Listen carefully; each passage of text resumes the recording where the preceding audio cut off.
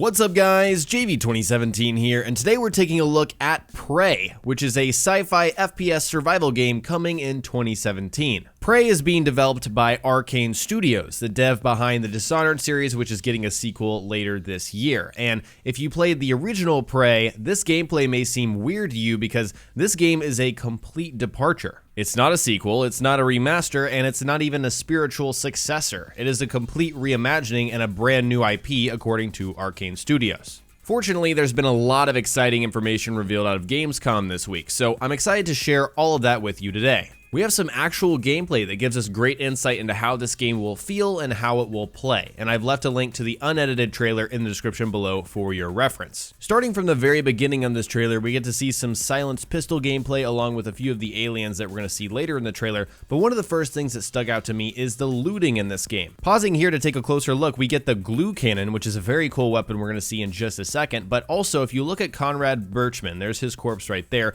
he's also carrying something in his inventory. Some glue cannon canisters, which are ammunition. And so looting implies that there will be some sort of inventory system in this game where we can manage what we are using. And so you can tell from the D-pad in the bottom right corner of the screen, we can switch between certain weapons with the D-pad and also certain utility items. We can tell there's something in the top slot. I can't tell if that's some kind of flashlight or some kind of wrench melee weapon to hit stuff with.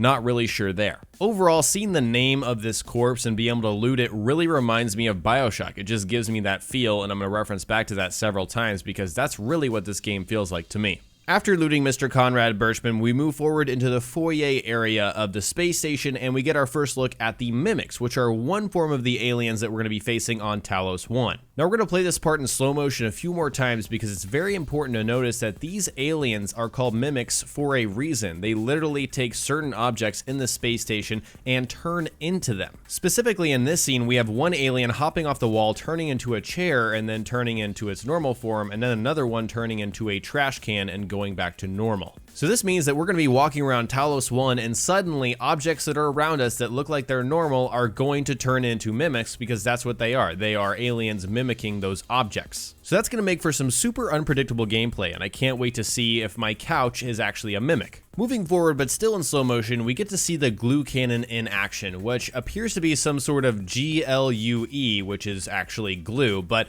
it stops these mimics from moving and transforming into something else, and I'm sure that's the express purpose for this weapon. I can't wait to see if this is going to be effective against the other types of aliens that we'll encounter on the space station. So going a bit forward and then pausing quickly again, we have a great look at the weapon / power wheel, which is where we'll be able to kind of find different weapons, assign them to our D-pad, and equip and unequip certain things. We're not really sure if this is in addition to an inventory system or this is the inventory system. Either way, I would be fine with this, but I wanted to pause quickly here because we get a really nice description of one of the abilities that we're about to see called Super Thermal. The ability places an explosive proximity trap that creates a column of superheated plasma that deals 80 fire damage to enemies within 3 meters. We can also see above the description for this ability that it costs 25 PSI, and PSI is air pressure to me. I'm not sure what the context is for this game, but this is our resource pool, this is our mana, this is how we're going to cast and use these abilities. You can tell after we use this ability in the bottom left that it is drained from 100 to 75. It's a little red bar underneath what I assume to be the health. And as we move forward, you can tell that 75 PSI bar does not move up. It doesn't regenerate. So we're going to have to use these powers very selectively and not waste that resource.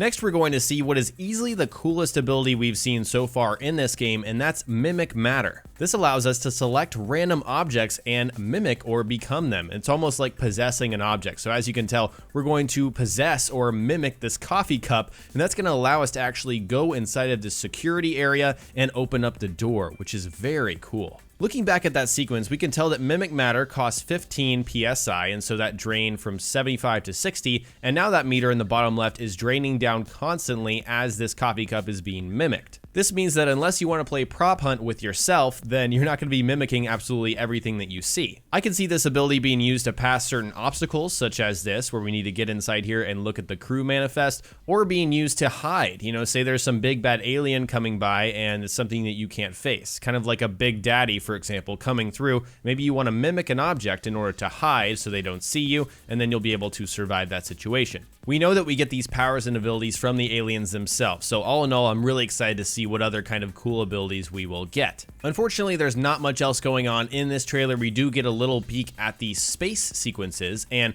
from one of the other developer videos, they actually told us that we can travel from airlock to airlock. You can go all the way around the space station in 0G, and you can also use this as a shortcut to get from one area to the next. Honestly, this space stuff is just an added bonus for me. I was just expecting to go through a space station and fight some aliens, but going out into space is actually really cool too. So anyways, guys, that's all I have to share in this video, but I'd like to hear from you. Are you interested in Prey after watching this video? Have you been following this game ever since it was announced at E3 2016? And also, what kind of games does this remind you of? The top ones on my list are definitely Dishonored, because it's the same developer, obviously. Dead Space, because of kind of the feel of being in space, fighting aliens and whatnot. And then, of course, Bioshock. It's kind of got the interface and setup and abilities. Those kind of things really remind me of Bioshock. So share what you guys are thinking in the comment section below. If you learned something new or enjoyed this video, remember to hit that like button. I would really appreciate it. And don't forget to subscribe for more video game news and tips and tricks videos. Talk to you guys next time. Peace.